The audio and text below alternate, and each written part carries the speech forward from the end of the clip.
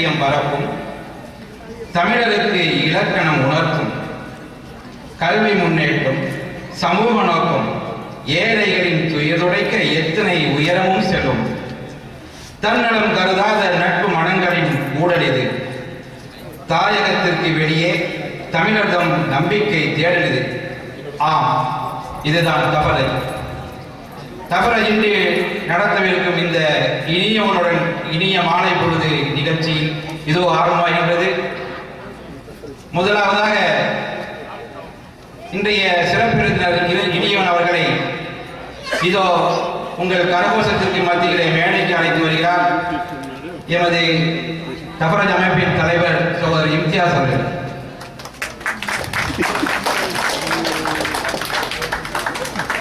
தொடர்ந்து மேடைக்கு வருமாறு தஃப்ரஜ் அமைப்பின் செயலாளர் திரு லக்கிசாஜான் அவர்களையும், பொருளாளர் மன்சூர் அவர்களையும், இணைச் செயலாளர் ஃபக்ருதீன் அவர்களையும், இந்த நிகழ்வின் ஒருங்கிணைப்பாளர் சகோதரர் ஷரீப் அவர்களையும் மேடைக்கு அழைக்கின்றேன்.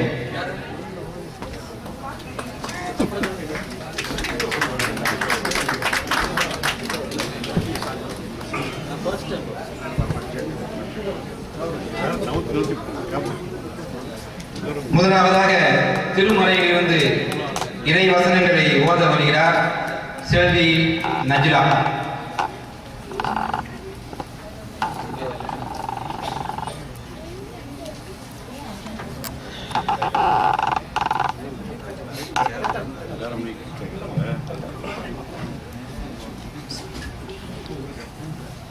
أعوذ بالله من الشيطان الرجيم. بسم الله الرحمن الرحيم. اقرأ باسم ربك الذي خلق.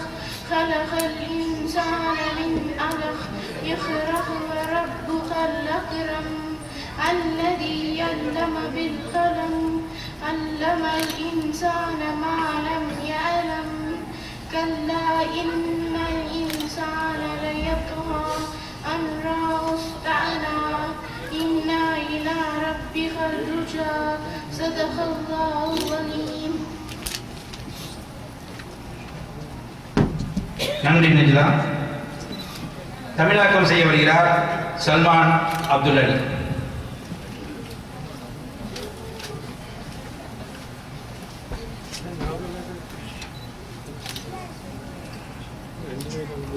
பிஸ்மில்லாஹிர்ரஹ்மானிர்ரஹீம்.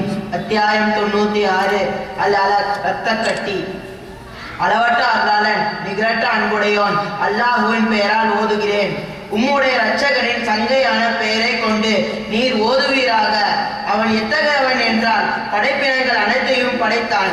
மனிதனை அட்டை பூச்சி போன்று ஒட்டி கொண்டிருக்கும் இரத்த கட்டியிலிருந்து அவன் படைத்தான். நீர் ஓதுவீராக. மேலும் உமது இரட்சகன் மிக்க சங்கையானவன். அவன்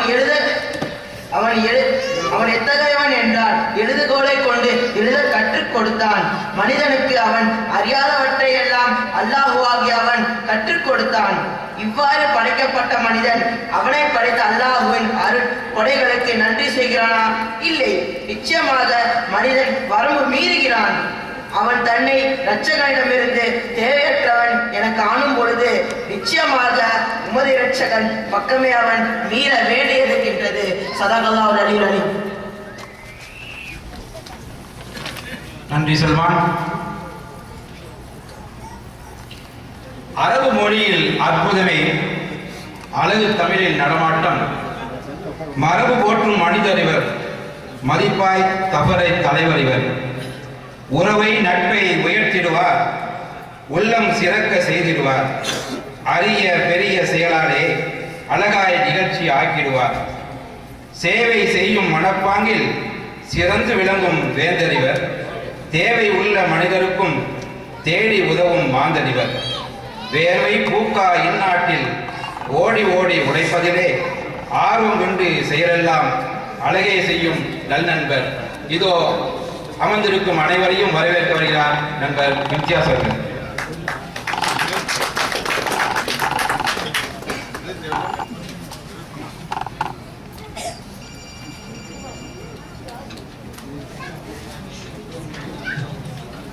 பிஸ்மில்லாஹிர் ரஹ்மானிர் ரஹீம். அல்ஹம்துலில்லாஹ் வஸ்ஸலாத்து வஸ்ஸலாமு அலா ரசூலில்லாஹ். அன்பிற்கினிய தமிழ் நெஞ்சங்களே, மேடையில் வீற்றிருக்கும் இந்த விழாவின் நாயகன் சகோதரர் இனியவன் அவர்களே, தஃபர்ரஜ் அமைப்பின் உயர்மட்ட குழுவினர்களே, செயற்குழு உறுப்பினர்களே, ரியாத் தமிழ்ச் சங்கத்தின் தலைவர், செயலாளர் உள்ளிட்ட செயற்குழு உறுப்பினர்களே மற்றும் பொதுக்குழு உறுப்பினர்களே, இந்த நிகழ்ச்சியின் புரவலர்களே,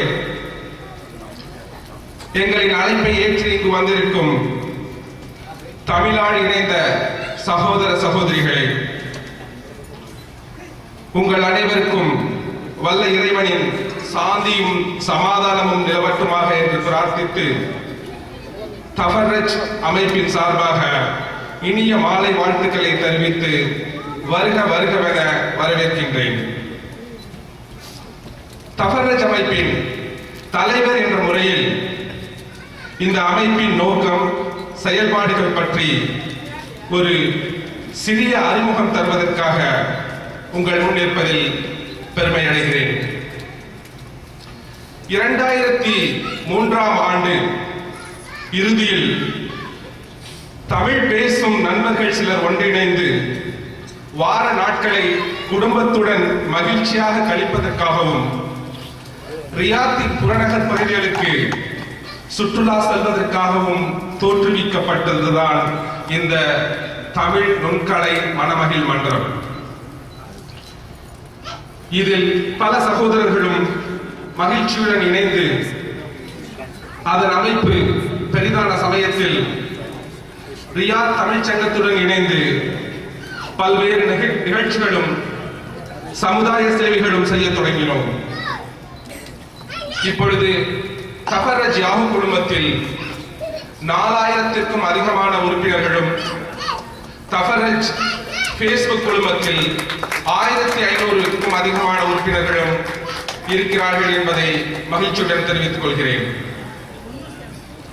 ரியாத் தமிழ்ச் சங்கத்தின் 5 அமைப்புகளில் ஒன்றாக விளங்கும் தஃபர்ரஜ் தமிழர்கள் எப்பொழுதும் ஒற்றுமையுடன் இருப்பார்கள் என்பதனை எடுத்துக்காட்டும் விதமாக பெரிய அளவிலான நிகழ்ச்சிகளை அனைவரும் ஒன்றிணைந்து ரியாத் தமிழ்ச் சங்கம் மூலம் சிறிய அளவிலான நிகழ்ச்சிகளை தஃபர்ரஜ் அமைப்பின் சார்பாகவும் நடத்தி கொண்டு வருகிறோம். அவற்றில் குறிப்பாக பேராசிரியர் கு ஞானசம்பந்தம் அவர்களின் பட்டிமன்றம்,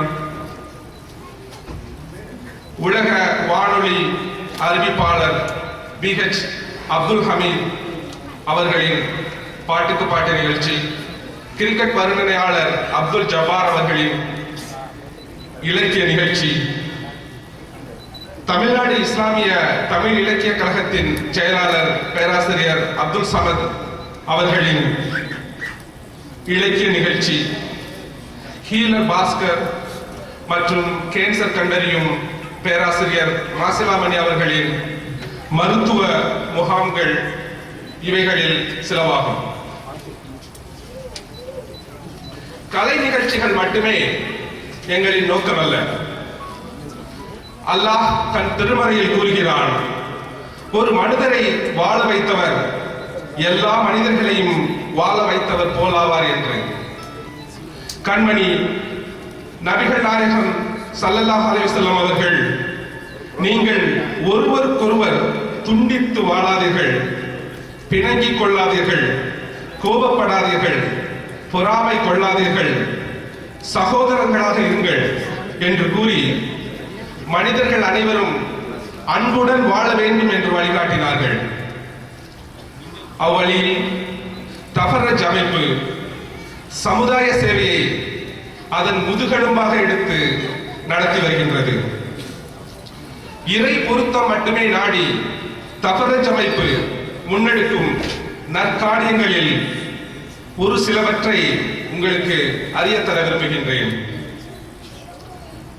முதலில் சமுதாய சேவையை சரீன் பானு என்ற ஒரு சிறுமிக்கு போன் மாரோ டிரான்ஸ்பிளான்ட் என்ற உயிரை போக்கக்கூடிய ஒரு நோய் வந்து அதற்காக உதவி செய்ய நாங்கள் முன்வந்தோம். 10 லட்சம் ரூபாய் இருந்தால்தான் அந்த சிறுமியின் உடல் காக்கப்படும் என்ற இக்கட்டான தருணத்தில் நாங்கள் முன்னெடுத்த இந்த உதவி பல அமைப்புகளும் பல நண்பர்களும் உலகம் அனைத்திலிருந்தும் உதவி செய்து 6 லட்சம் ரூபாயை நான் இந்தியா சென்று அங்கு இந்த பணத்தை முன்பணமாக கொடுத்து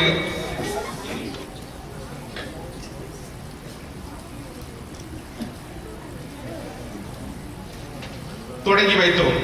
பின்னர் பலரும் உதவி செய்து அல்ஹம்துலில்லாஹ் அந்த குழந்தை நல்ல பூரண சுகத்துடன் இப்பொழுது இருக்கின்றது. அது எங்களுக்கு மேலும் மேலும் சமுதாய சேவையை செய்ய தூண்டுகோலாக இருந்தது.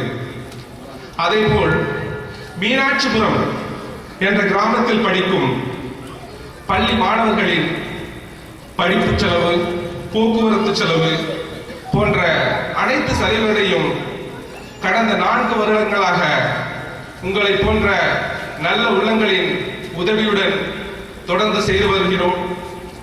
இந்த வருடம் 2,20,000 ரூபாய் கொடுத்து 18 மாணவர்களை தத்தெடுத்துள்ளோம்.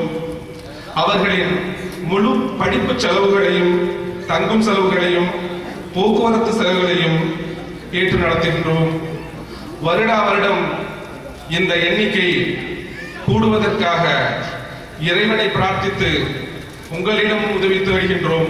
உங்களை போன்றவர்கள் செய்யும் உதவியினால்தான் அத்தனை சிறார்கள் படித்துக் கொண்டுள்ளார்கள். அதேபோல் சமீபத்தில் ஆசிரியராக இருந்தவரை வீட்டு வேலைக்கு வரவழைத்து அவருக்கு எண்ணல்லா துயரங்கள் கொடுத்து இதய நோயாளியான சித்தாரா பேகம் என்ற சகோதரியை தூதரகத்தின் உதவியுடன் தாயகம் அனுப்பி வைத்து அவருக்கு 1,62,000 ரூபாய் மருத்துவ செலவிற்காக கொடுத்துள்ளோம்.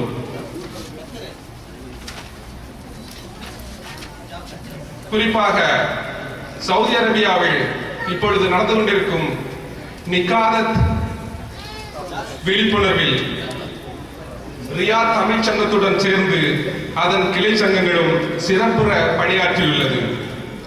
நிகாதத் விழிப்புணர்வு முகாம் ரியாத்தில் 2 தடவையும் அபஹா தமிழ் பேரவையின் வேண்டுகோளை ஏற்று அபஹாவிலும் சென்று விழிப்புணர்வு முகாம்கள் நடத்தி வந்தோம். இந்த நிகழ்ச்சியின் ஒருங்கிணைப்பாளரும் எங்கள் செயற்குழு உறுப்பினருமாகிய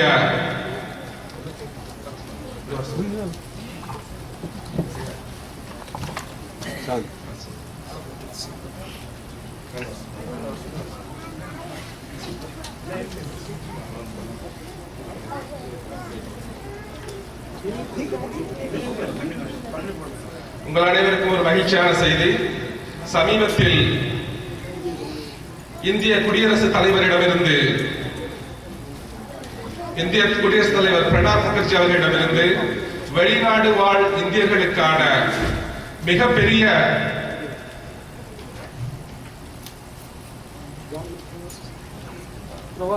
பிரவாசி சம்மேளன பாரதிய உயர் சேவை விருதை பெற்ற திரு சிஹாப் கொட்டுக்காடு அவர்கள் இங்கு நம் முன் சமூகம் அளித்துள்ளார்கள். அவரை மேடைக்கு வரும்படி அன்புடன் அழைக்கின்றேன்.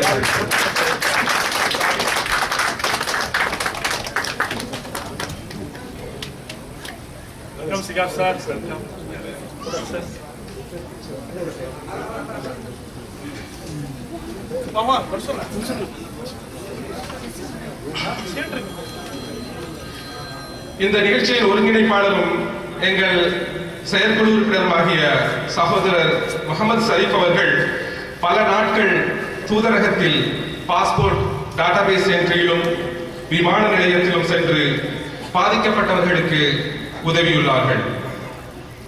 நான் சற்று முன் சித்தாரா பேகம் அவர்களை பற்றி சொன்னேன். அந்த சித்தாரா பேகத்திற்கு முழு உதவிகளும் செய்தது மொழி மத இன பேதமின்றி திரு சிஹாப் அவர்கள் தான் என்பதை நன்றியை தெரிவித்துக் கொள்கிறேன்.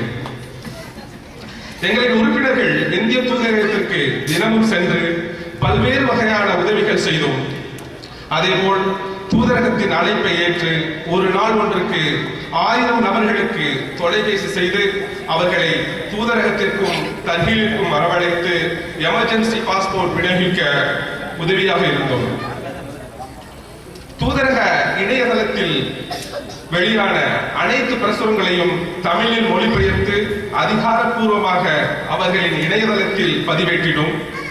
இது பல்லாயிரக்கணக்கான தமிழர்களுக்கும் தமிழ் ஊடகத்துறையினருக்கும் சவுதியில் நடக்கும் நிலைமையை புரிந்து கொள்ள பெரிதும் உதவியாக இருந்தது.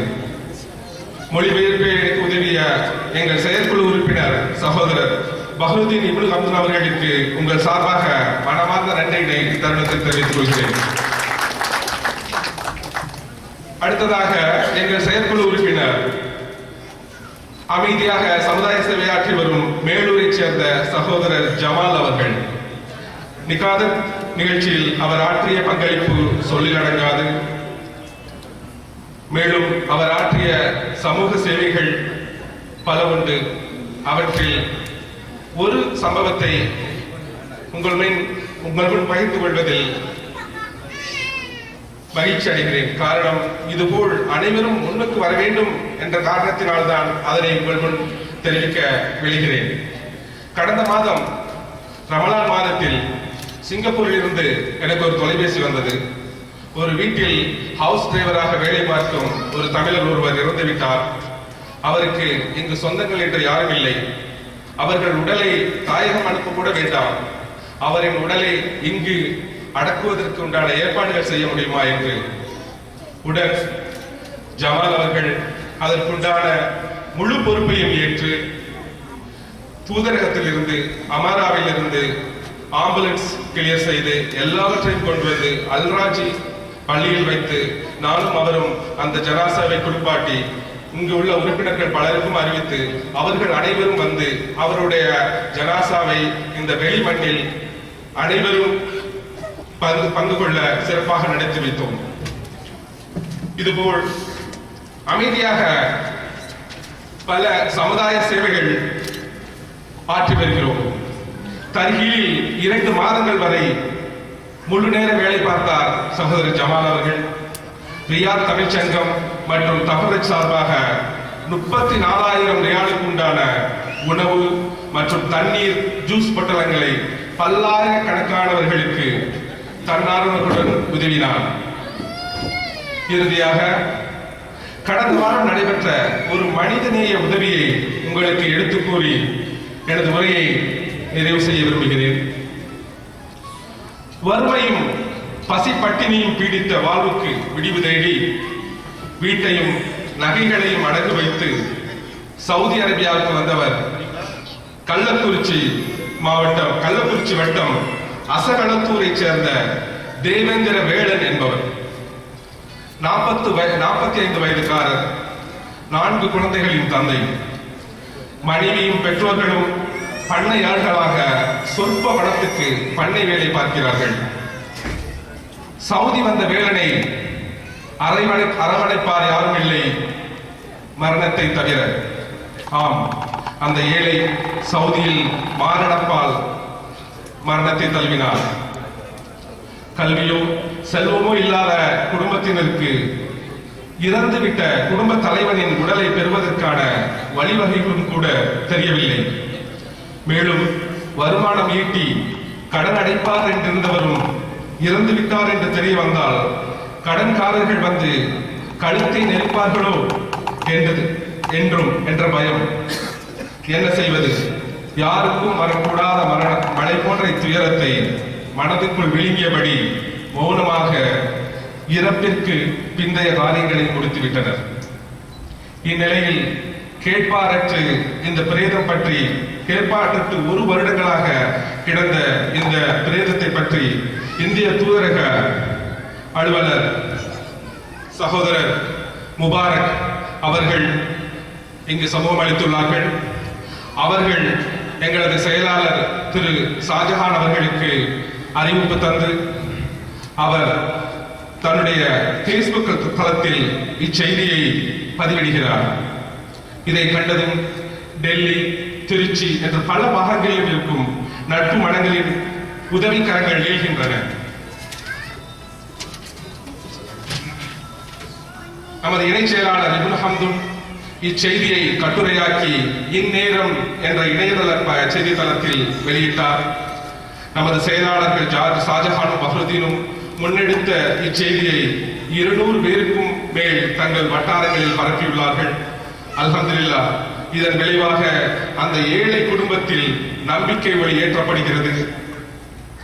விரைவில் அவருடைய உடலை தாயகம் அனுப்பி வைப்பதற்கும் அவரின் கடன்கள் அனைத்தையும் அடைப்பதற்கும் அந்த குழந்தைகள் படிப்பதற்கும் நல வாழ்வுக்கும் வேண்டி பல்வேறான முயற்சிகள் செய்யப்பட்டு வருகின்றன என்பதையும் அறிய தருகிறோம். இது போன்ற அனைத்து உதவிகளிலும் இறைவனின் திருப்தியை நாடி மட்டுமே இன, மத, மொழி வேறுபாடின்றி அமைதியாக செய்து கொண்டுள்ளோம். இந்த சமுதாய சேவையில் உங்களையும் இணைத்துக் கொள்ளுமாறு அன்புடன் கேட்டுக்கொள்கிறேன். எங்களது இணைய குழுமத்தின் முகவரி tafarraj@yahoo.com, Facebook முகவரி facebook.com. உங்கள் அனைவரையும் மீண்டும் வருக வருக என்று வரவேற்று நிகழ்ச்சியை இனிதே ரசிக்குமாறு கேட்டு அமர்கின்றேன். வாஹிர் தவானா அல்ஹம்துலில்லாஹி ரப்பில் ஆலமீன்.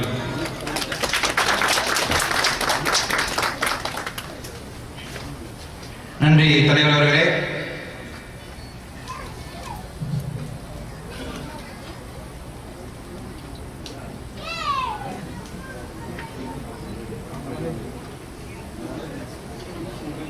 சாதிக்க நினைப்பதால் சாதிக்கின்ற பேரோ இலக்கிய மனம் வீசும் குடும்பம், இலகிய மனமோ இன்னிசை கதம்பம். குளியறையில் மட்டுமே பாடிய குயில் இது, பிறகு கூட்டத்தில் பாடியது. இந்த நன்கவளத்திலும் தன் குரலால் நம்பிக்கையோடு பாட வருகிறார். நம்பி கை கொடுப்போம், அல்ல அல்ல காதுகளை கொடுப்போம் உங்களுக்கு கூட்டாக, செய்தி சொல்வீர் எங்களுக்கு பாட்டாளி சாதிப்பாய்.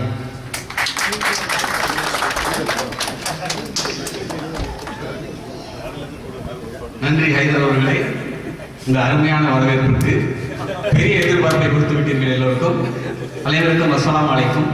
எனது மாமனார் மறைந்த நாகூர் சலீம் அவர்கள், கவிஞர் நாகூர் சலீம், நாகூர் அனிஃபாவிலிருந்து தமிழகத்தில் உள்ள எல்லா இஸ்லாமிய பாடகர்களுக்கும் 6500 பாடல்கள் எழுதியிருந்தாலும் நான் ஒரு இஸ்லாமிய பாடல் கூட மேடையில் பாடியது கிடையாது.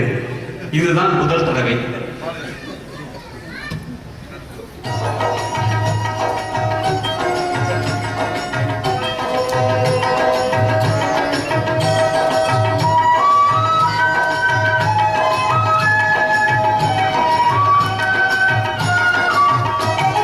இறைவனிடம் கையேந்துங்கள், அவன் இல்லை என்று சொல்லுவதில்லை.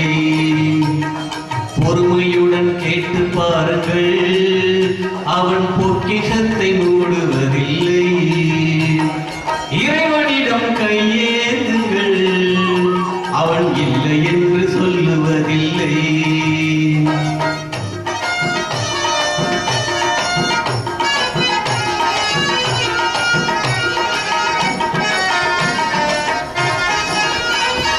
இல்லை என்று சொல்லும் மனம் இல்லாதவன், ஈடு இணை இல்லாத கருணை உள்ளவன், இன்னல் பட்டு இடுகுரலை கேட்கின்றவன், எண்ணங்களை இதயங்களை பார்க்கின்றவன். இறைவனிடம் கையேந்துங்கள், அவன் இல்லை என்று சொல்லுவதில்லை.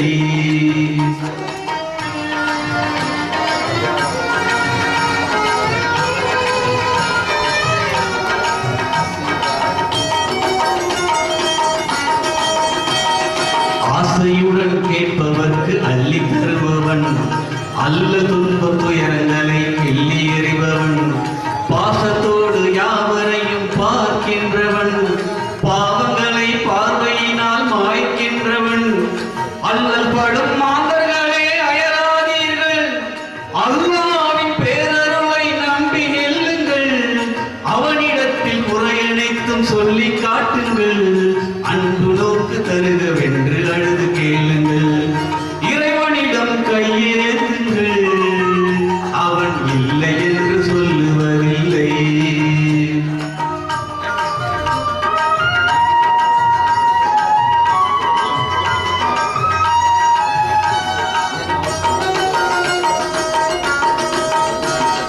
தேடும் நேர் நெஞ்சங்களில் குடியிருப்பவன், தேடாத மனிதருக்கும் உணவளிப்பவன், வாழும் இதயம் வளர்வதற்கு வழிவகுப்பவன், வாஞ்சையோடு யாவருக்கும் துணை நிற்பவன், அலை முழங்கும் கடல் படைத்து அழகு பார்ப்பவன், அலையின் மீதும் ஆட்சி செய்பவன், தலைவணங்கி கேட்பவர்க்கு தந்து மகிழ்பவன், தரணி எங்கும் நிகழ்ந்து நிற்கும் மகா வல்லவன், இறைவனிடம் கையேந்துங்கள், அவன் இல்லை என்று சொல்லுவதில்லை.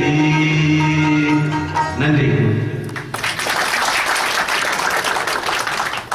நன்றி சாதிப்பவர்களே. நீங்க எல்லாரும் ஒன்ஸ் மோர் நின்னா இன்னொருத்தர் அவருக்கு சான்ஸ் கொடுக்கப்படும் வேற பாடலுக்கு. வேற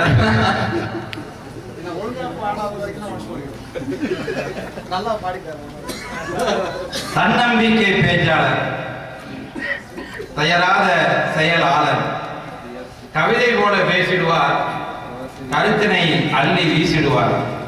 துறையை கேட்கின்றோம். சபிபாய்.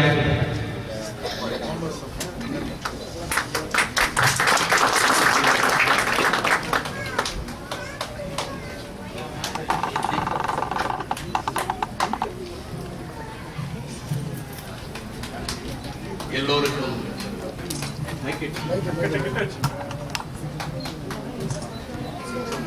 என் மனமார்ந்த இனிய மாலை வாழ்த்துக்கள். தன்னம்பிக்கை. தன்னம்பிக்கை என்றால் என்ன? பல பேர் தன்னம்பிக்கையை பற்றி பல புத்தகங்கள் எழுதியிருக்கிறார்கள்.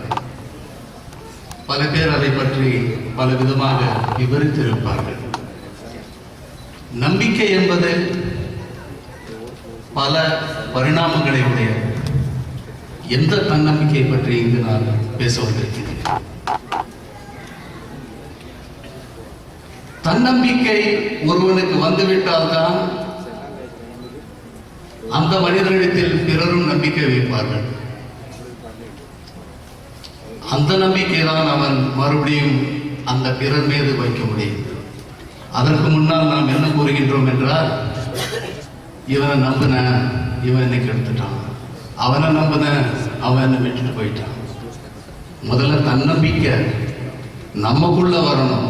அப்பதான் மற்றவன் நம்மளை நம்புவான்றதுதான் ஒரு முக்கியமான வார்த்தை.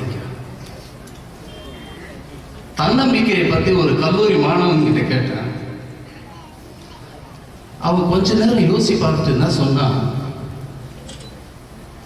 நம்பிக்கை தும்பிக்கை விட பெருசுன்னு சொல்லிட்டு போயிட்டான். எனக்கு ஒரு கலக்கம். தும்பிக்கையை விட பெருசுன்னு சொல்லிட்டு போயிட்டாங்க. சில சமயம் அந்த பசங்க, அந்த கல்லூரி பசங்க பேசும்போது இல்லை, அதுல கொஞ்சம் அறிவுபூர்வமா சில விஷயங்கள் இருக்கும். ரொம்ப யோசிச்சேன்.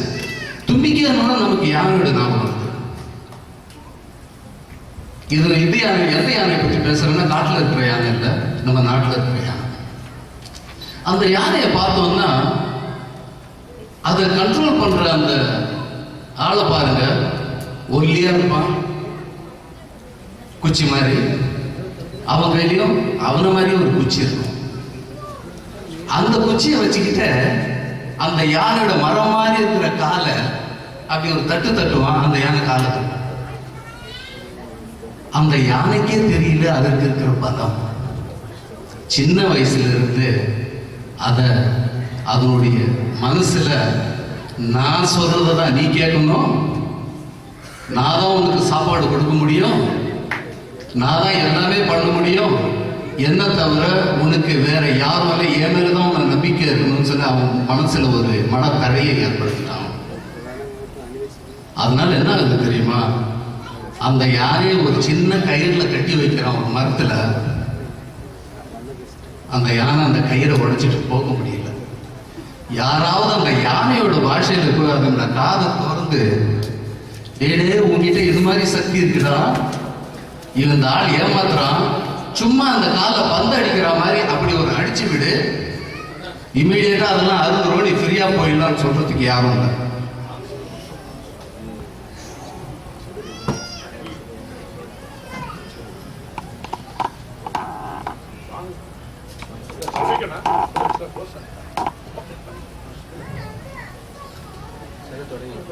இந்த மனத்தடையில தான் நம்ம வாழ்க்கையில வாழ்ந்துட்டு இருக்கோம். இந்த மனத்தடைகளை ஏற்படுத்துறது யார் தெரியுமா? நம்ம தான். அன்புமிகு தாய் தந்தையர்கள், சகோதரர்கள், நம்ம ஆசிரியர்கள் எல்லாரும் சேர்ந்து தான் அந்த மனத்தடையை ஏற்படுத்துறோம். ஒன்று மட்டும் புரிஞ்சுங்க, இந்த உலகத்துல நம்ம பிறந்தது வெற்றியாளர்களா பிறந்திருக்கோம். என்ன கூடி இங்க அமர்ந்திருக்கிறவர்கள் எல்லாரும் வெற்றியாளர்கள். எப்படி தெரியுமா? அது 1000க்கும் லட்சத்திற்கும் மேலான அந்த உயிரணுக்கள் போய் ஒன்று மட்டும் அந்த முட்டையுடன் சேர்ந்து உலகத்தில் தள்ளப்பட்ட இந்த குழந்தை ஒரு வெற்றியாளர் அல்லவா? முதல் வெற்றி அங்கிருந்து தொடங்கிடுச்சு. அந்த வெற்றியை மறந்துட்டு நம்ம உலகத்துக்கு வந்துட்டு அப்புறம் எந்த வெற்றியை பத்தி நம்ம பேசிட்டு இருக்கோம்? உலகத்து வாழ்க்கையில நம்ம தள்ளப்பட்டுட்டோம், வெற்றி அடையணும்ன்று. தன்னம்பிக்கைன்னு பேசும்பொழுது தன்னம்பிக்கை ஏன் பேசுறோம்னா வெற்றி அடையணும்ன்றதுக்காகத்தான்.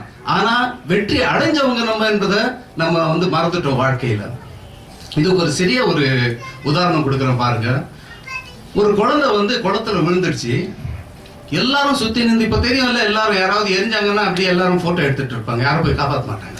வீடியோ எரிஞ்சதுன்னா எல்லாரும் கேமரா எடுத்துட்டு நின்றுவாங்க. யாரும் போய் ஏன்னா ஃபேஸ்புக்ல அவங்களுக்கு போடணும். அடுத்தவனா இவர் பார்த்தாராங்க, இமீடியட்டா பாருங்க 1008 லைக் வரும். ஓ, அப்படியே வர்ணிச்சுட்டா இருப்பார் ஃபேஸ்புக்ல அப்படின்ட்டு. அப்படி கும்பலா அந்த குழந்தை முங்கிக்கிட்டு இருக்கு குளத்துல. எல்லாரும் ஃபேஸ்புக் கேமரா அப்படி எடுத்து பார்த்துட்டு இருக்காங்க. பார்த்துட்டு இருக்கும்போது திடீர்னு ஒரு இளைஞன் ஒரு தாவி அந்த குழந்தைய மீட்டு கரைக்கு எடுத்துட்டு வந்துடுறான். எடுத்துட்டு வந்துட்டு அப்புறம் ஒரே சந்தோஷம். எல்லாரும் தூக்கி விளையாட்டு அதுக்கப்புறம் உட்கார வச்சு கேக்குறாங்க, எப்படி அவனுக்கு இந்த துணிவு வந்துச்சுன்னு. எனக்கு இன்னும் மட்டும் சொல்லுங்க, யாரு இந்த குளத்துல தள்ளுனதுன்னு கேட்டான். இதுல சிரிப்பு வருது. ஆனா அதுக்கு பின்னால இருக்கிற ஒரு விஷயத்தை பாருங்க. அந்த இளைஞனுக்கு அந்த தகுதி இருந்தது, அந்த குழந்தையை காப்பாற்றக்கூடிய அந்த தகுதி இருந்தது. ஒருத்தர் அப்படி தள்ளி விட்டாரு, அந்த குழந்தையை காப்பாத்திட்டு வந்துட்டாங்க. அதுதான் அங்க நடந்த ஒரு விஷயம். இந்த மாதிரி பல விஷயங்களை நாம அடக்கி வச்சிட்டு இருக்கோம். அந்த அடக்கி வைக்காம நம்ம ஃப்ரீயா நம்ம வாழ்க்கையில நம்ம எண்ணங்களை, நல்லெண்ணங்களை சொல்லாக வடித்து, அந்த சொல் தான் நம்ம செயலாக மாறி, அந்த செயலால் தான் நம் வாழ்க்கை அமைகின்றது என்பதை இங்கு அழுத்தம் திருத்தமாக நான் கூற விரும்புகின்றேன். இதுக்கு இடையில முடிக்கிறதுக்கு முன்னால ஒரு முக்கியமான விஷயம். இது இப்போ ஒரு சின்ன ஒரு போட்டி இங்க வைக்க போறேன். குயிக்கா முடிச்சிடுறேன். இது யாருக்கும் மேடையில் இருக்கிறவங்களும் கிடையாது, தாய் தந்தர்களுக்கும் கிடையாது. கல்லூரி மாணவர்கள், ஸ்கூல் மாணவர்கள் மட்டும்தான் கலந்துக்க முடியும். இவர் ஒரு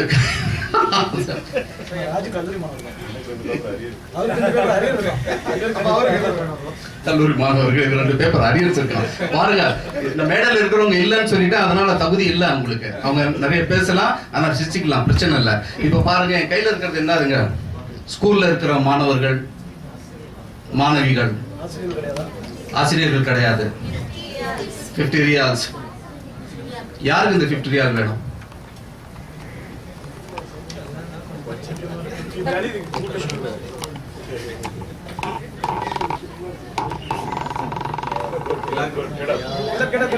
ஒரு ஆள் மட்டும் கை தூக்குனானுங்க, மற்றவங்க யாருமே கையை கூட தூக்கல.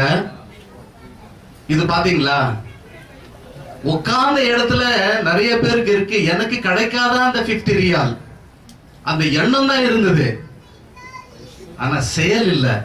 செயல்ல ஒருத்த மட்டும் கை தூக்கிட்டான், ஆனா எழுந்து கூட வரல. கை தூக்குறதுக்காக இந்த 50 ரியால் அந்த கை தூக்கணும் மாணவனுக்கு. செயலில் அவன் காட்டியதால் மட்டும் இந்த பரிசு அவனுக்கு.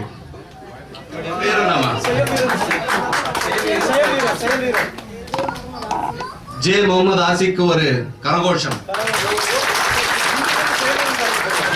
இன்றிலிருந்து ஆசிக் செயல் வீரர் என்று அழைக்கப்படுவார்.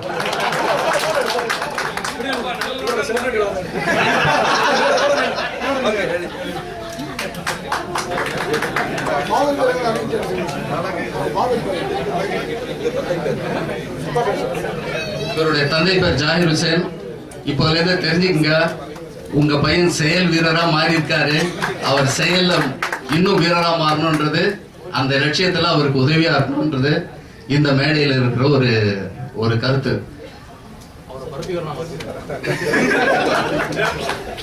வெளியில வந்தாலும் கேட்ட மாட்டீங்கல்ல.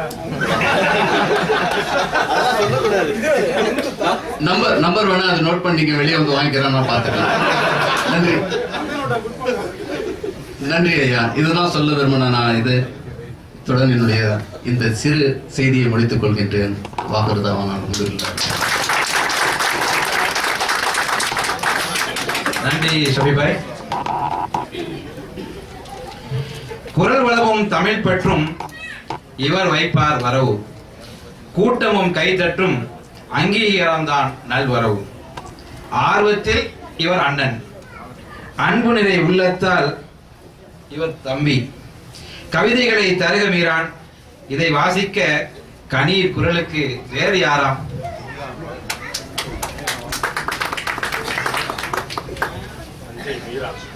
அழைத்தமைக்கு நன்றி. இறைவனின் திருநாமம் கொண்டு ஆரம்பம் செய்கின்றேன். உங்கள் அனைவர் மீதும் இறைவனின் சாந்தியும் சமாதானமும் உண்டாகட்டுமாக. ஓரிரு கவிதைகள் என் கையில் இருக்கின்றன. முதலில் ஒரு கவிதையை வாசிக்கிறேன். இது பழைய கவிதை. கேட்டவர்களுக்கு மேலும் இது இனிப்பை தான் சேர்க்கும். புலம்பெயர்ந்த வாழ்க்கை, பொருளீட்டும் நிமித்தம் பாலைவனத்தில் நடப்பட்ட ஒரு வாலிபனின் வேதனை விசும்பல்கள்.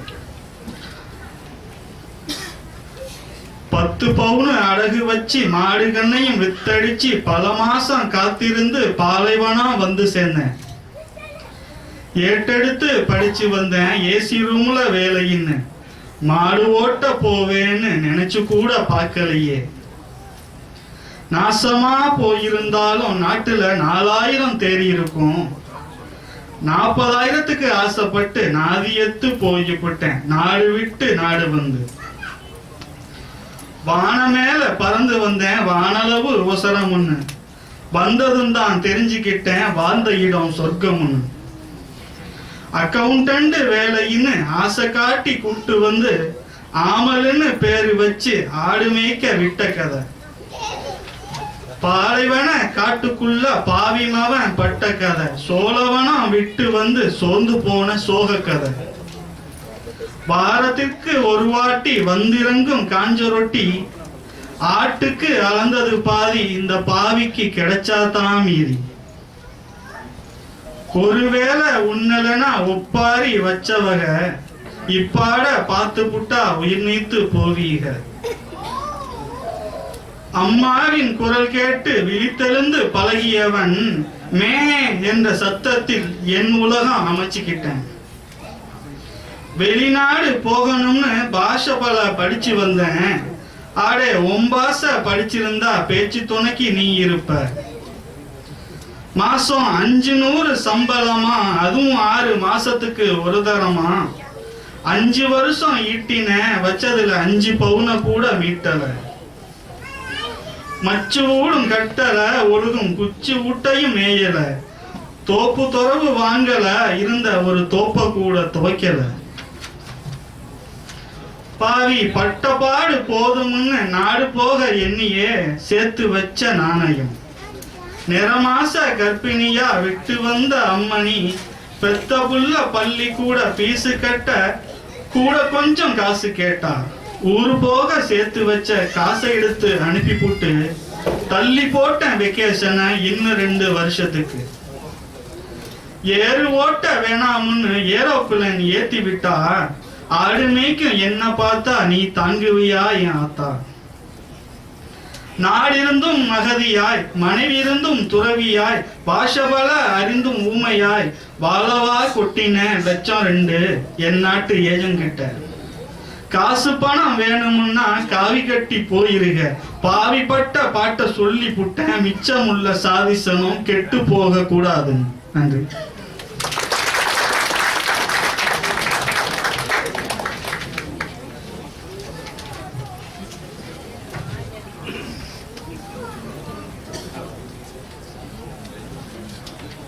தொழுகை மற்றும் சிற்றுண்டிக்கான இடைவெளிக்கு முன்னர் மிகவும் சிறப்பான ஒரு நிகழ்ச்சி. சகோதரர் சிகா போன்ற செயல் வீரர்கள் நம்மிடையே இருப்பதில் நமக்கு பெரும் மகிழ்ச்சி. இதோ அவரை பற்றிய அறிமுகத்துடன் தஃபரை சார்பாக கேடயத்தையும் இங்கே ஒருங்கிணைக்க வருகிறார் சகோதரர் இம்தியாஸ் அவர்கள்.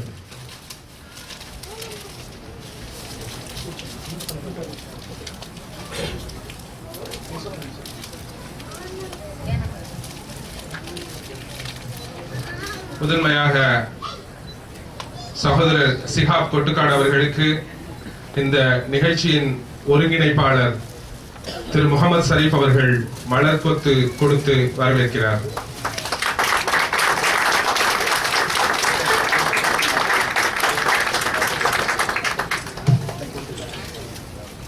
சகோதரர் சிஹாப் கொட்டுக்காடு அவர்களை பற்றி ஒரு சிறிய அறிமுகம். சகோதரர் சிஹாப் கொட்டுக்காடு அவர்கள் சவுதி அரேபியாவில் ரியாத் மட்டுமல்ல சவுதி அரேபியாவில் வாழும் எத்தனையோ மக்களுக்கு முழு நேரமும் சமுதாய பணியாற்றி வரும் ஒரு நல்ல மனிதர். மிகையாக சொல்ல வேண்டும் என்றால் இவரை வைத்து இவருடைய கதையை வைத்து ஒரு மலையாள படம் எடுத்து அந்த படம் 100 நாட்களுக்கு மேல் ஓடி மாநில பரிசுகளையும் தட்டி சென்றது. அப்படியான முழு நேர சமுதாய சேவை இவருக்கு இத்தனை வருடங்கள் கழித்து தாமதமாக கிடைத்தாலும் இந்திய குடியரசுத் தலைவர் அவர்களின் கையால் வெளிநாடு வாழ் இந்தியர்களுக்கு கிடைக்கக்கூடிய மிக பெரிய சம்மானமான நமது நாட்டில் பத்மா என்று சொல்வார்களே அந்த அளவுக்கு உரிய மிகப்பெரிய விருது பிரவாசி பாரதிய சம்மான அவார்ட் 2014 இந்திய குடியரசுத் தலைவர் அவர்கள் கையால் கொடுக்கப்பட்டு இங்குள்ள பத்திரிகைகள் ஊடகங்கள் அனைத்தும் இவரை பாராட்டி அவருடைய சேவையை பாராட்டியது. அதேபோல் நோர்கா நான் ரெசிடென்ட் கேரளைட் அஃபேர்ஸ் டிபார்ட்மெண்ட் என்ற அரசாங்க மந்திராலயத்தின் Saudi consultant, Pravasi rehabilitation centre PRC என்ற அமைப்பின் பிரசிடென்ட், இப்படி பல்வேறு வகையான பொறுப்புகளில் இருந்தாலும் இவரிடம் உள்ள தனித்த ஒரு பாராட்டக்கூடிய செயல் என்றால் இவர் அவர் சார்ந்த மலையாளிகள் மாத்திரமல்ல யார் உதவிக்கென்று சென்றாலும் அவருக்காக உதவி செய்வார். எத்தனையோ விஷயங்களில் எங்களுக்கு உதவி செய்தார். குறிப்பாக சொல்ல வேண்டும் என்றால் சகோதரர் அப்பாஸ் ஷாஜஹான் என்று எங்களுடன் வாழ்ந்த ஒரு சகோதரர் எங்கிருக்கும் அனைவருக்கும் தெரியும். அவருடைய மரணம் மாரடைப்பால் இங்கு சம்பவித்தது. அடுத்த நாள் அனைத்து வேலைகளையும் எங்களுக்கு அவ்வளவு பரிச்சயம் இல்லாத நேரத்தில் எல்லாவற்றையும் செய்து கொடுத்தார். எத்தனையோ நாட்கள் நாங்கள் நினைத்திருந்தோம் இவரை கௌரவிக்க வேண்டும் என்று. அப்படியான ஒரு வாய்ப்பை இறைவன் இந்த ஒரு நல்ல மேடையில் வழங்கியுள்ளார். அல்ஹம்துலில்லாஹ். தவறை செயற்குழு உறுப்பினர்கள் அனைவரையும் மேடைக்கு அழைத்து சகோதரர் சிஹாப் கொட்டுக்காடு அவர்களுக்கு தஃபரஜ் அமைப்பின் சார்பாக ஒரு நினைவு கேடயத்தை உங்கள் முன் வழங்க விரும்புகிறேன். தஃபரஜ் செயற்குழு உறுப்பினர்கள் அனைவரும் மேடைக்கு வருமாறு அன்புடன் அழைக்கிறேன்.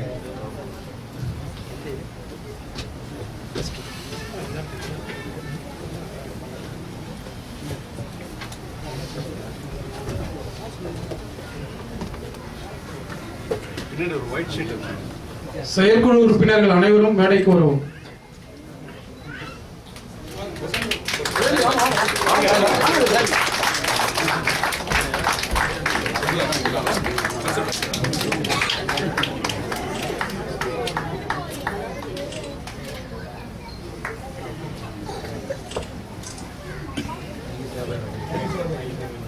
சகோதரர் சஹாப் அவர்கள் ஒரு சில வார்த்தைகள் அவருக்கு தெரிந்த மொழியில் பேசும்படி அன்புடன் அழைக்கிறேன்.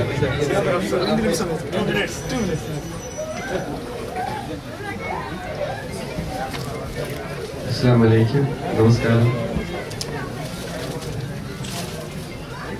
പ്രിയ ബഹുമാനം നിറഞ്ഞ റെസ്പെക്റ്റഡ് പ്രസിഡന്റ് ബഹുമാനപ്പെട്ട മിസ്റ്റർ ഇംതിയാസ് അവർകൾ, today's chief guest mister Iniyavan അവർകൾ, ബഹുമാനപ്പെട്ട ഇതിൻ്റെ കൺവീനർ ബഹുമാനപ്പെട്ട മിസ്റ്റർ ഷെരീഫ്, മറ്റ് തമിഴ് ഫൈനാൻസ് ക്ലബിൻ്റെ തഫറുഖ്, അതിൻ്റെ എക്സിക്യൂട്ടീവ് മെമ്പേഴ്സ്, മറ്റ് സഹോദരി, ladies and gentlemen and our children also.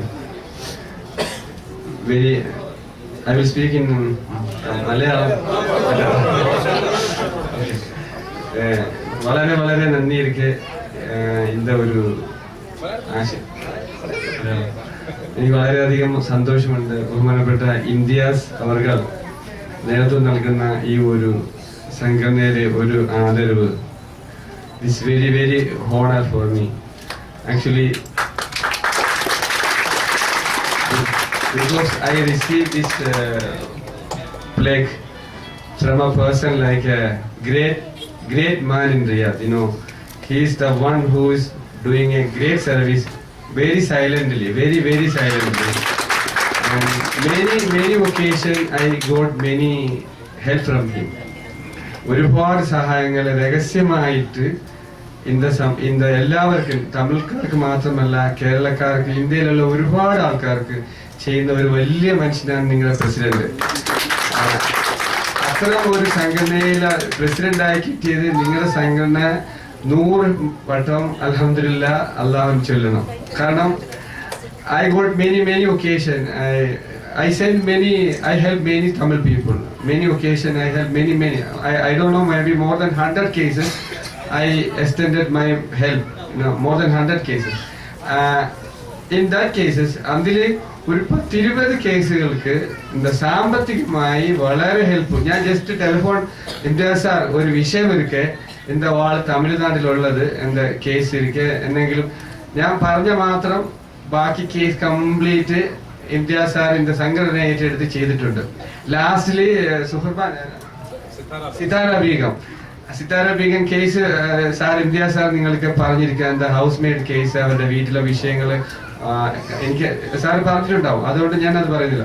ഞാൻ ഒരു കാര്യം ഞാൻ ഓർമ്മിക്കുന്നത്, ഒരു മാണിക്യം എന്ന് പറയുന്ന ഒരു തമിഴ്നാട് കേസിലുള്ള ഒരു മനുഷ്യൻ കഴിഞ്ഞ ഒരു 8 വർഷങ്ങൾക്ക് മുമ്പ് ഇവിടെ മരിച്ചു. വണ്ടി ആക്സിഡന്റിൽ മരിച്ചപ്പോൾ അന്ന് ആ ബോഡി എന്റെ വീട്ടുകാർക്ക് വേണ്ടാൻ ചൊല്ലി. അപ്പൊ ഞാൻ ഇടപെട്ട് ആ ബോഡി, കാരണം ആള് നോൺ മുസ്ലിം, അതുകൊണ്ട് ഇവിടെ അടക്കാൻ പറ്റാതെ you should send the consent to receive the body. അപ്പം അവർ ചൊല്ലി നമുക്ക് എന്താ ബോഡി വേണ്ടാന്ന് ചൊല്ലിയിരിക്കുക. എന്താ വീട്ടില് അവന് മാണിക്യം അത് മരിച്ചതിന്റെ വണ്ടി ആക്സിഡന്റിൽ സ്കൂട്ടറിൽ പോയി എന്താ റോഡ് സിഗ്നൽ കട്ട് ചെയ്തിട്ട് വണ്ടി ആക്സിഡന്റിൽ മരിച്ചു. എന്നിട്ട് അതിൽ മരിക്കുന്നതിന് 2 നാൾ മുമ്പ് இந்த മാണിക്യം എന്താ വീട്ടിലേക്ക് മണി ട്രാൻസ്ഫർ ചെയ്ത എന്താ ഒരു നമ്പർ, ഒരു ട്രാൻസ്ഫർ ചെയ്തതിന്റെ റെസീപ്റ്റ് ഇരുന്ന് ആ റെസീപ്റ്റ് വെച്ച് തന്നെയാണ് നമ്മൾ അഡ്രസ് കണ്ടുപിടിച്ചത്. അവിടെ ഒരു ഇലക്ട്രീഷ്യനായി ജോലി ചെയ്യുന്ന മകൻ ഇരിക്കെ മോർ ദാൻ 21 years old. പക്ഷേ അന്ത പയ്യനും എന്താ ഭാര്യ വൈഫും ഒക്കെ ചൊല്ലി നമുക്ക് ആളുടെ ബോഡി വേണ്ട. ലാസ്റ്റ് നമ്മൾ ചോദിച്ചു എന്നാ വിഷയം ചോദിച്ചു പറഞ്ഞ് ബോഡി റിസീവ് ചെയ്യാനുള്ള സാമ്പത്തികം ഞങ്ങൾക്ക് ഇല്ലാന്ന് ചൊല്ലി. ഓക്കെ, അപ്പോൾ ഞാൻ ഇംതിയാസ് സാറിനൊക്കെ ചൊല്ലി, സാർ ഇങ്ങനെ വിഷയം ഇരിക്കെ. അപ്പൊ സാറ് പറഞ്ഞു okay, I will arrange the money. How much money they need, you ask, and so I will arrange. So then I asked the family, how much money you need? They demand 15,000 rupees. Mr. Imtiaz sir, the next day he arranged that money. And after that again we told that നമ്മൾ വീണ്ടും പറഞ്ഞു the family എടുക്കില്ല, നിങ്ങൾ consent ആക്കി പൈസ നമ്മൾ arrange പണി അവിടെ തരാം. സാർ ഒരാളെ വിട്ട് அந்த വീട്ടിൽ പൈസ കൊടുത്തു. അതിനുശേഷം വീണ്ടും അവർ ചൊല്ലി എന്നാ വേണം, എയർപോർട്ടിൽ നിന്ന് ബോഡി കൊണ്ടുവരാൻ ആംബുലൻസ് വേണമെന്ന് ചൊല്ലി. The ambulance arrangement also we make with the help of Mr. Imtiaz and your association. See, after that നമ്മൾ அந்த ബോഡി അയച്ചു. എന്താ മനുഷ്യന്റെ ബോഡി നമ്മൾ വളരെ നിർബന്ധം പിടിച്ചതാണ് അവൻ കൺസെന്റ് അയച്ചത്. എന്താ പോലീസ് പോയി വീട്ടിൽ പോയി നിർബന്ധം ഒപ്പിടിച്ചതാണ് അയച്ചത്. സ്വന്തം അപ്പന്റെ ബോഡി റിസീവ് ചെയ്യാൻ എന്താ വീട്ടുകാർ വിസമ്മതിച്ചത്. അപ്പൊ എന്നിട്ട് ലാസ്റ്റില് അപ്പം father sir, I think mister Mubarak his very helpful to this in Indian embassy, he is the one doing great service for the death cases and also many cases. And also he is here. In the present of him, I am telling the truth.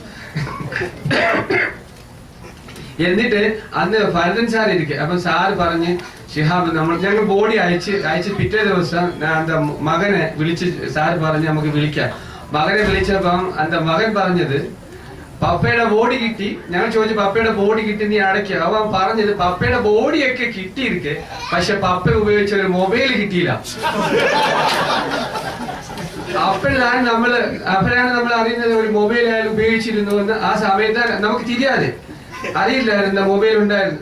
ഞാൻ വീണ്ടും എന്റെ traffic ഡിപ്പാർട്ട്മെന്റിൽ പോയിട്ട് ആ file check ചെയ്ത് ഒരു 50 റിയാൽ വിലയുള്ള ഒരു മൊബൈൽ, 50 റിയാൽ പഴയ മൊബൈൽ, അത് വാങ്ങി നമ്മൾ അവസാനം അന്റെ വീട്ടില് നമ്മൾ ഒരു എംബസിയിലുള്ള ഒരു സെക്യൂരിറ്റിക്കാരൻ പോയപ്പോ അവന്റെ കയ്യിൽ നാട്ടിൽ കൊടുത്തിട്ട്. അല്ല ഞാൻ പറഞ്ഞത് അങ്ങനെയുള്ള ഇത്തരം ഒരുപാട് ഇത് ചെറിയ വിഷയം, ഒരു ചിന്ന വിഷയം ഞാൻ ചൊല്ലിയത്. അങ്ങനെ more than 20-25 cases he extended many secretly the financial arrangement, more than 2 lakhs 3 lakhs rupees. He directly makes some internet connection. He's through his friend circle. He arranged the money and he sent to that and helped that many Tamil families. So I am very proud and very honored to me to say you have to respect this man. He's the one who deserves the award actually. So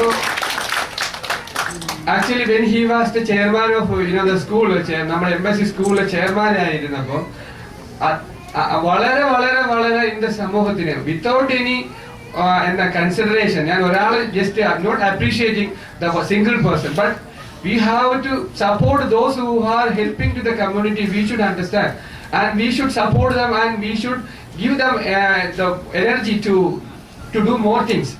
So നമ്മൾ അതേ രീതിയിൽ ഒരുപാട് സഹായം ഇന്ന ചെയർമാനായിരുന്നപ്പോൾ he tried his best to have a land for the Indian school, but he tried his best and he is the one who bring the idea to have a land for our embassy school.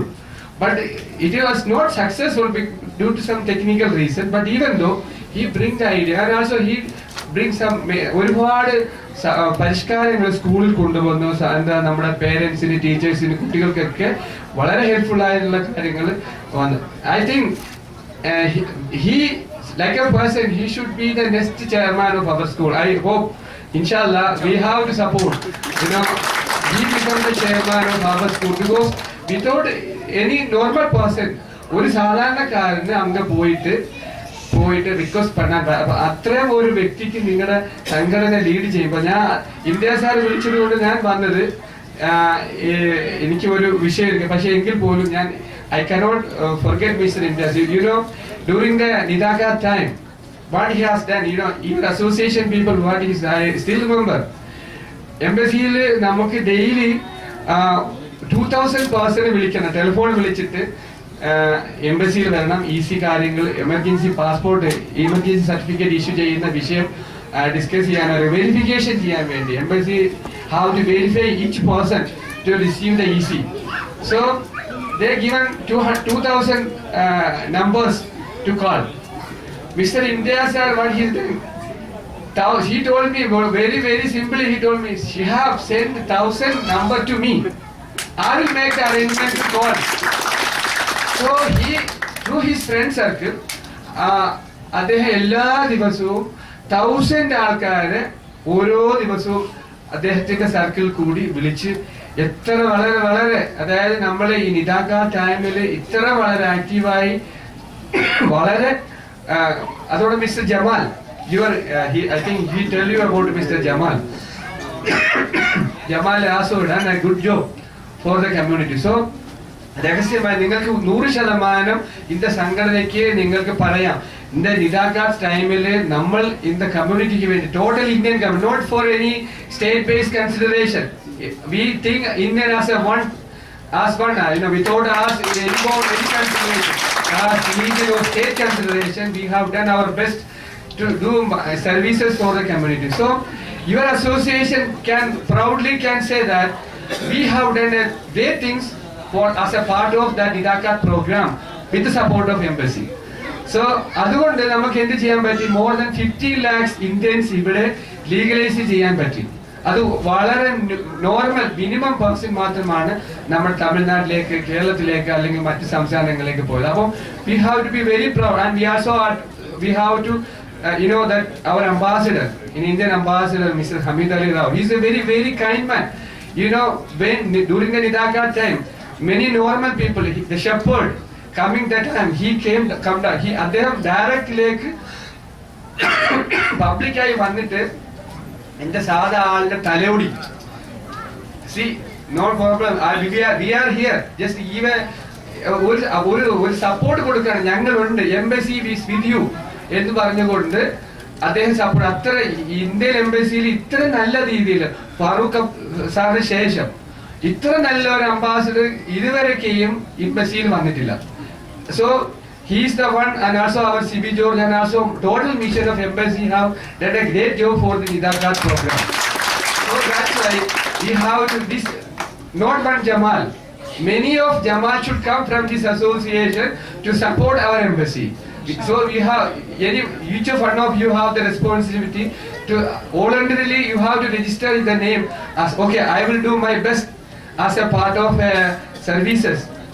So that's why we can see our ഇന്ത്യയുടെ ഒരു നല്ല ഒരു മുഖം നമുക്ക് കിട്ടും. അത് എല്ലാ ആൾക്കാരും ഇന്ത്യക്കാർക്ക് നല്ല റെസ്പെക്ട് കിട്ടുന്ന, അതായത് നല്ല രീതിയിൽ പ്രവർത്തിക്കുന്ന ഒരു സമൂഹമായിട്ട് നമ്മുടെ ഇന്ത്യൻ കമ്മ്യൂണിറ്റിയെ വാർത്തെടുക്കാൻ ഇതുപോലെയുള്ള അസോസിയേഷന്റെ കൂട്ടായ്മ കൊണ്ട് നമുക്ക് കഴിയും. So I am very, very thankful to mister Imtiaz.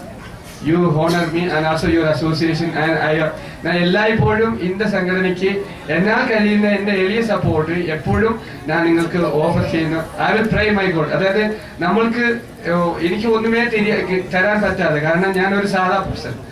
പക്ഷേ അല്ലാഹു, God is the great person. So he is the one, he will give you the reward. You know, suppose നമ്മൾ എന്തെങ്കിലും നമ്മുടെ മനസ്സുകൊണ്ട് ഒരു മനുഷ്യനെ സഹായിച്ചാൽ Allah, God, He will help you from the sky. You know, He will do some help for you and your family. So this association people, if you are doing a good things for the community totally, so Allah will give you the reward. So for the affection, for the love, you have this coin of plague you have given, but this plague is the love. I think is a coin of love from your heart. So I salute you, each one of you. And also I give my hearty lovely flower to you with the prayer to God Allah Almighty to give you the reward. Inshallah, this reward will be considered as a great things, great things for to give a reward in the heaven. Inshallah. Assalamu alaikum.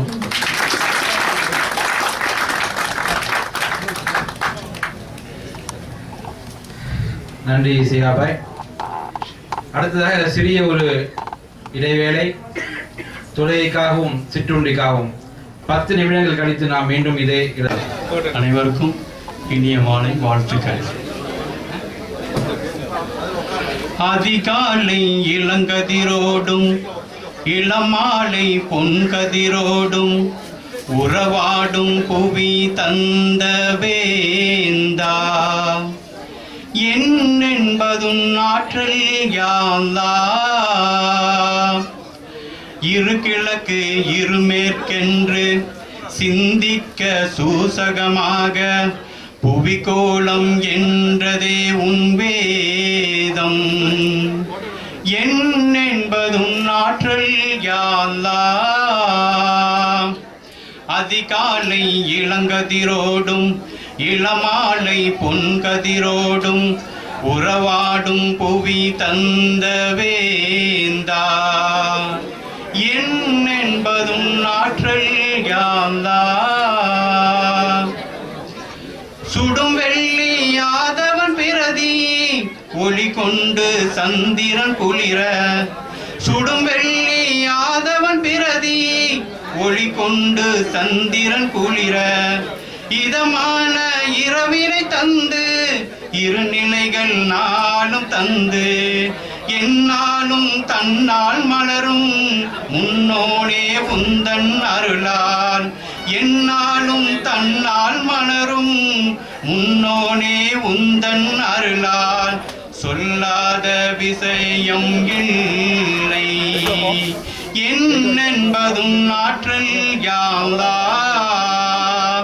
அதிகாலை இளங்கதிரோடும் இளமாலை பொன்கதிரோடும் உறவாடும் புவி தந்த வேந்தா என்பதும் ஆற்றல் யாந்தா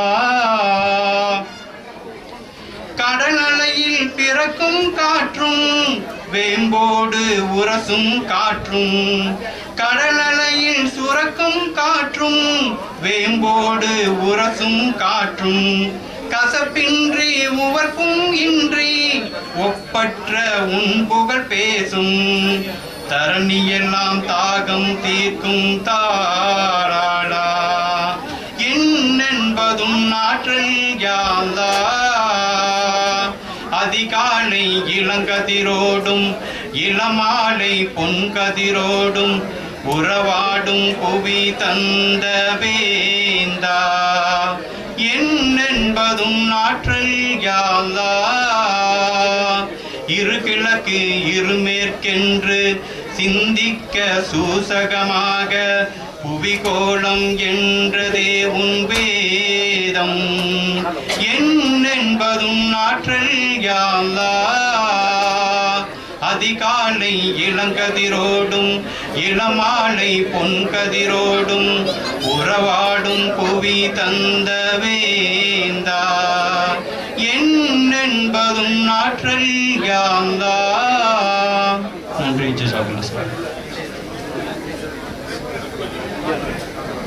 நன்றி. சிறப்பு விருந்தினர் அவர்களையும் நிர்வாக குழுவினரையும் மேடைக்கு அழைக்கின்றேன்.